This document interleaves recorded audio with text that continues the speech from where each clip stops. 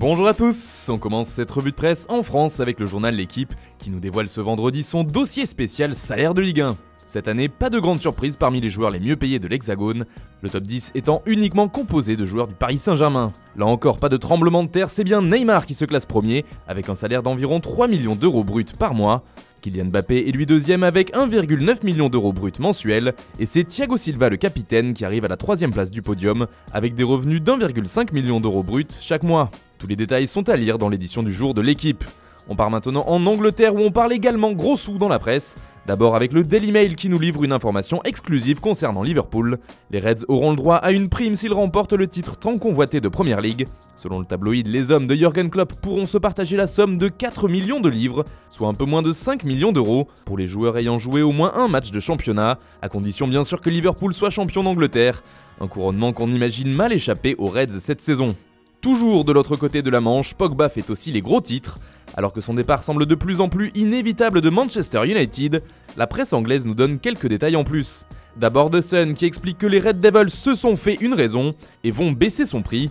Il ne faudrait plus lâcher 180 millions de livres mais 150, soit environ 177 millions d'euros, ce qui reste tout de même une sacrée somme.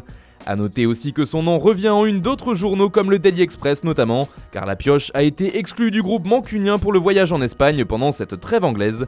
Pas besoin de faire ses valises tout de suite pour Pogba, qui n'ira donc pas s'entraîner avec le groupe, un signe de plus en vue de son départ d'après la presse anglaise.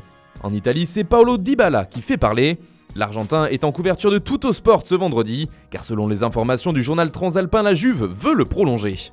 Lié pour l'instant jusqu'en 2022 avec la vieille dame, il pourrait s'engager avec elle jusqu'en 2025 d'après Tuttosport.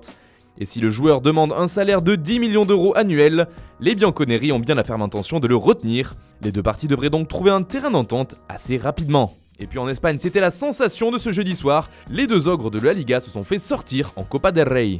On commence d'abord par le Real Madrid de Zinedine Zidane, éliminé par la Real Sociedad dans un match à rebondissement. Les Madrilènes perdaient 3-0 mais sont revenus à 4-3 sans réussir à égaliser, avec notamment un Alphonse Areola pas toujours très heureux dans ses interventions.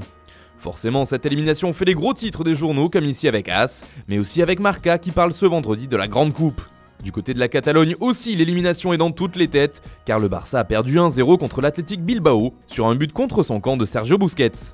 Les Blaugrana n'ont pas réussi à trouver la solution mais cela reste cruel d'après Sport. C'est même une élimination injuste pour le journal catalan, car les Barcelonais ont encaissé ce but fatal à la 93e minute. Pour Mundo Deportivo, ils sont KO pas, comme KO en Copa.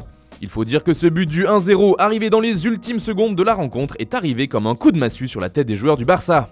Voilà, c'est tout pour ce matin, bonne journée à tous, on se retrouve très vite pour une nouvelle vidéo sur Foot Mercato.